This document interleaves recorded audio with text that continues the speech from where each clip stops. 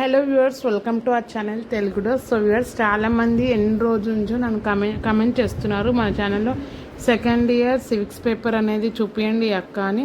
So చాలా research చేసి question paper అనేది దొరికింది, అందుకోసమే నేను చూపిస్తున్నాను. సో ఇందులో ఉన్న క్వశ్చన్ ఆన్సర్స్ అన్నీ ఒకసారి రివైజ్ చేసుకొని and me friends and relatives కూడా షేర్ చేయండి, ఎందుకంటే వాళ్ళకు కూడా చాలా యూస్ఫుల్ అవుతుంది కాబట్టి. సో మీకు ఆల్రెడీ తెలుసు, థియరీ వచ్చేసి వాస్ట్ క్వశ్చన్ పేపర్, సివిక్స్ వచ్చేసి చాలా లెంతీ థియరీ పేపర్, టైం సరిపోదు. సో మనం 3 అవర్స్లో మేనేజ్ చేసుకోవాలి, అది మన చేతిలో ఉంటుంది కాబట్టి. సో మనం ఎవరిని బ్లేమ్ చేయలేము, వాళ్ళు ఎగ్జాక్ట్గా 3 అవర్స్ ఇస్తారు కాబట్టి మీరు టైం అనేది డివైడ్ చేసుకోవాలి. అంటే సెక్షన్ ఏకి ఎంతసేపు పెట్టాలి, బీకి అండ్ సికి ఎంతసేపు పెట్టాలి. నేను సజెస్ట్ చేస్తుంది ఒకటే, లాస్ట్ మూమెంట్ వరకు మీరు రాయడం ఆపేయండి. లాస్ట్ మూమెంట్ వరకు రాసుకుంటే మీరు రీచెక్ చేయడానికి టైమే ఉండదు.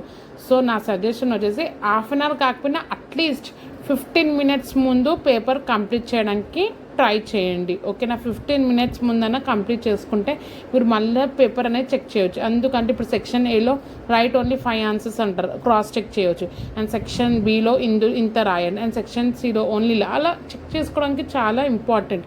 మీరు లాస్ట్ మూమెంట్ రాసుకుంటూ కూర్చుంటే మీకు మళ్ళీ టైం అనేది ఉండదు రీచెక్ చేయడానికి. And one more small suggestion ఏంటంటే, మీరు థియరీ అనేది వాళ్ళు ఎంత చెప్పారో అంతనే రండి. ఫర్ ఎగ్జాంపుల్ వాళ్ళు only write 5 lines or not more than 6 lines అన్నారు అనుకోండి, అందులోనే కంప్లీట్ చేయడానికి రాయండి. ఒక్కొక్కసారి తక్కువ రాయడము, వాళ్ళు చెప్పిన కన్నా తక్కువ, వాళ్ళు చెప్పిన కన్నా ఎక్కువ రాయడం వలన చాలా కష్టం అవుతుంది. అండ్ ఎందుకంటే ఇప్పుడు సపోజ్ వాళ్ళు రైట్ ఓన్లీ 1 పేజ్ అన్నారు అనుకోండి, మీరు సపోజ్ 2-3 పేజెస్ రాస్తే బుక్లెట్ అనేది కంప్లీట్ అయిపోతుంది, వేరే ఆన్సర్స్ రాయడానికి ప్లేస్ అనేది ఉండదు. సో చాలామంది ఈ తప్పు కూడా చేస్తారు, ఇది చేయకుండా చూసుకోండి. And all the best for your exams. I hope every one will crack this exam. Thank you.